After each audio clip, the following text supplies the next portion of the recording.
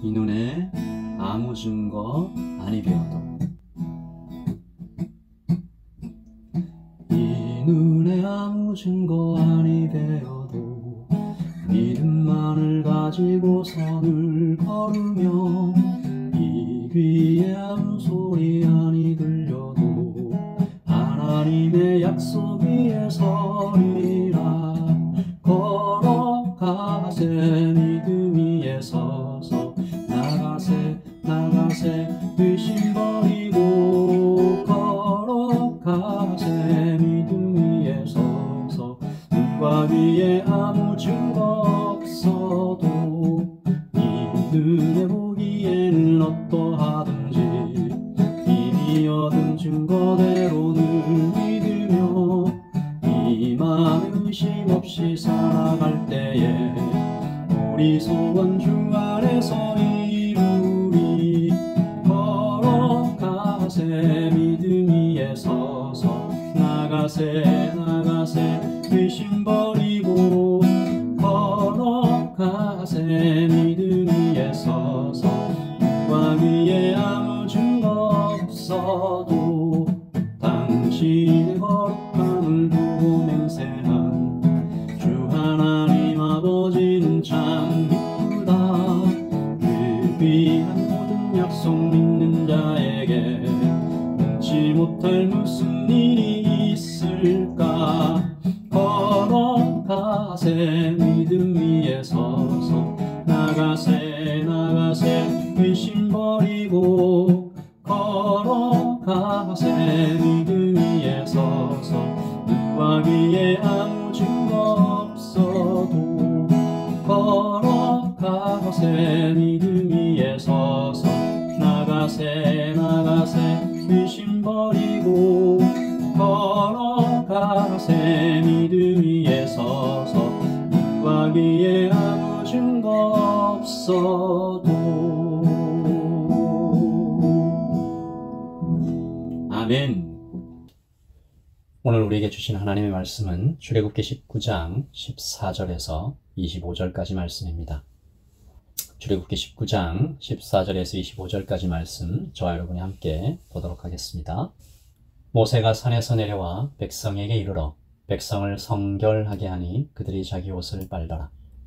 모세가 백성에게 이르되 준비하여 셋째 날을 기다리고 여인을 가까이 하지 말라 하니라. 셋째 날 아침에 우레와 번개와 빽빽한 구름이 산 위에 있고 나팔 소리가 매우 크게 들리니 진중에 있는 모든 백성이 다 떨더라.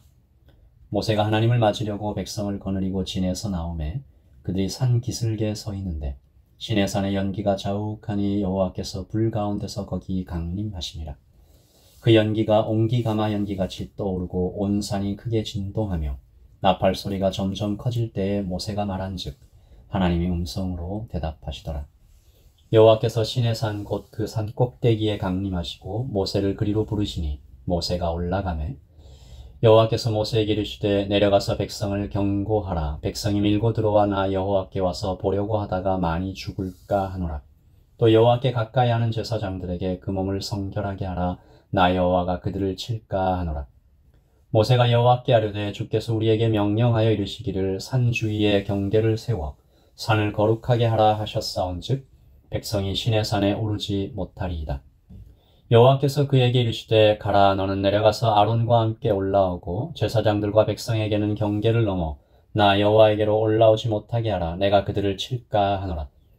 모세가 백성에게 내려가서 그들에게 알리니라. 아멘.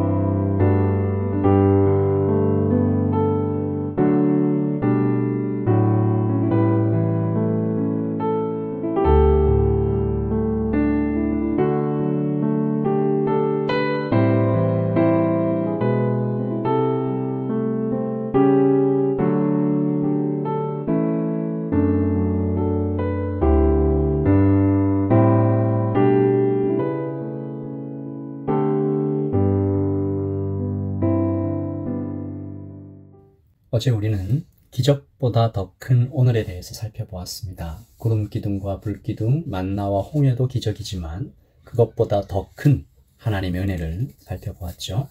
지금 여기까지 오게 하신 하나님께 감사합니다. 나를 구원하신 주님의 십자가를 감사합니다. 라고 기도했습니다. 그리고 지금 여기 나와 함께 하신 하나님의 임재, 임마누엘의 주님께 감사했습니다. 오늘 하나님께서 백성들과 함께 하시는, 그리고 그들에게 하나님의 어미하심과 영광을 보여주시는 장면이죠. 하나님께서 시내산에 강림하십니다. 모세에게 말씀하셨던 그대로 엄청난 소리와 구름 속에서 나타나시는 장면이에요. 16절이죠. 셋째 날 아침에 우레와 번개와 빽빽한 구름이 산 위에 있고 나팔 소리가 매우 크게 들리니 진중에 있는 모든 백성이 다 떨더라. 연기가 시내산 전체를 뒤덮고 온 산이 크게 진동하고 나팔 소리가 들리고 모세를 향해서 하나님의 음성이 들려옵니다. 시내산 꼭대기로 올라오라. 모세가 올라가지요. 올라갔는데 하나님께서 굉장히 엄격하고 어쩌면 좀 무시무시해 보이는 명령을 내려주시는데, 다시 내려가서 백성들이 시내산 가까이에 이 호기심 때문에 다가오지 못하게 해라. 21절입니다. 여호와께서 모세에게 이르시되 내려가서 백성을 경고하라. 백성이 밀고 들어와 나 여호와께 와서 보려고 하다가 많이 죽을까 하노라. 그리고 하나님께서는 그 죽음의 이유를 22절에서 나 여호와가 그들을 칠까 하노라 라고 밝히셨습니다. 이 무슨 말이죠? 하나님께서 그들을 죽이실 수도 있다라고 이제 들립니다. 여러분, 여기서 자주 이제 오해가 발생하는 것은요, 구약의 하나님이 이렇게 너무 무섭게 느껴지는 것입니다. 어제 살펴보았던 말씀도 좀 그렇게 보일 때가 있죠. give and take, 계약과 주종관계. 그래서 구약 성경에 보면 너희가 하나님의 말씀을 청종하면, 순종하면 복을 받고 아니면 저주를 받는다. 다시 말해서 잔인한 차가운 주인처럼 그렇게 하나님께서 우리에게 보여지시는 거죠. 구약의 하나님. 오늘 하나님께서 거듭 반복해서 말씀하신 장면도 그렇습니다. 이미 12절에서 한번 말씀하셨는데 또다시 산에 올라온 모세에게 21절에 내려가서 다시 얘기해라.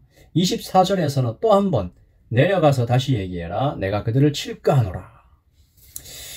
여러분, 그러면 하나님은 우리가 어떻게 이해해야 하나요? 하나님은 구약에서는 굉장히 크고 두려운 분이셨다가 신약에 와서는 한없이 사랑 많은 분으로 바뀌셨습니까? 아닙니다. 하나님은 일향 미쁘신 분, 그 사랑과 자비가 한결같고 변함이 없으신 분이십니다. 그러므로 오늘 하나님께서 내리시는 명령은 그 백성을 죽이겠다라는 것이 아니라 아직 준비되지 않은 자녀를 보호하시는 사랑의 명령입니다. 어린 딸이 부엌칼을 가지고 놀고 있으면 얼른 빼앗죠. 크게 혼을 내기도 합니다. 딸은 영문을 모르니까 내가 재밌게 갖고 놀던 거 뺏어 가시는 화가 나겠죠. 그러나 그 딸이 자라서 준비가 되고 시집을 갈 때가 되면 부모님들은 부엌칼 10종 세트를 선물해 주십니다. 오늘 이스라엘이 아직 준비되지 않았던 것입니다. 그들은 하나님을 자주 그리고 많이 또 자세히 알 필요가 있었습니다. 물론 사람의 지식과 죄의 본성으로는 하나님을 부분적으로 알 수밖에 없었죠.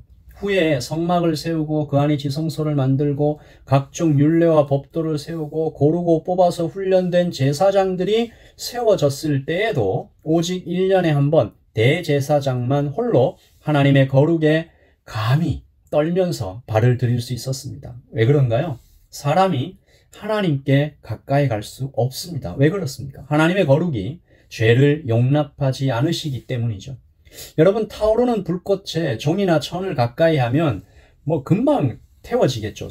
재가 되어버립니다. 어떻게 해야 되죠? 불을 견딜 수 있는 무엇인가로 그 종이를 감싸야 합니다. 그것 안에 종이를 넣어야 되죠. 종이 스스로에게는 방법이 없습니다. 오늘 하나님께서 자녀들을 감싸 안을 한 분을 이미 미리 준비하고 계셨던 것을 우리는 압니다. 우리 주 예수 그리스도 성자 하나님께서 친히 후에 이 땅에 오셔서 우리의 옷이 되셔서 우리를 감싸 안아주심, 이것을 의의 옷이라고 부릅니다. 그러므로 오늘 하나님께서 가까이 오면 죽는다 무섭게 내치시는 그런 분으로 우리가 이해할 것이 아니라 사랑하는 자녀를 보호하시고 동시에 그 자녀를 힘껏 끌어안아 품으실 준비를 한쪽에서 이렇게 치밀하게 하고 계시는 참 좋으신 하나님으로 발견하게 되는 것입니다. 이렇게 우리가 하나님을 잘 알고 말씀을 다시 보면 좀 보이는 것이 있어요.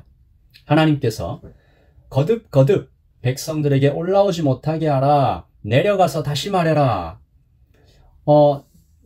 모세가 다 올라왔어요. 올라왔는데 하나님께서 내려가서 다시 말해라. 21절에 그렇게 말씀하시니까 모세가 좀 다시 내려가는 것이 좀 귀찮았는지 23절에 하나님 걱정 마세요. 알아듣게 잘 얘기했으니 잘 할 겁니다. 라고 얘기하죠. 이때 하나님께서 한 번 더 이야기하십니다. 24절이죠. 여호와께서 그에게 이르시되 가라. 너는 내려가서 아론과 함께 올라오고 제사장들과 백성들에게는 경계를 넘어 나 여호와께로 올라오지 못하게 하라. 내가 그들을 칠까 하노라. 여러분 어떻게 들려요? 가라. 너는 내려가서 백성들을 염려하시는 것입니다. 아끼시는 것이죠. 보호하시는 것입니다. 오늘 우리 함께 기도하십시다. 드렸던 찬양처럼 우리 들었던 말씀처럼 믿음 안에서 걸어가십시다. 보호하시는 하나님께 감사합니다 고백하십시다. 의의 옷을 입혀주시는 하나님 감사합니다. 여러 번 얘기해도 잘 못 알아듣는 저희를 용납해 주시니 감사합니다 주님. 오늘 우리 그때는 감히 하나님께 다가가지도 못했던 우리가 이제는 때를 따라 돕는 은혜를 얻기 위하여 은혜의 보좌 앞에 담대히 나아갈 수 있는 은혜를 받은 것에 대해서 감사하면서 오늘 하루를 시작하십시다. 기도하겠습니다.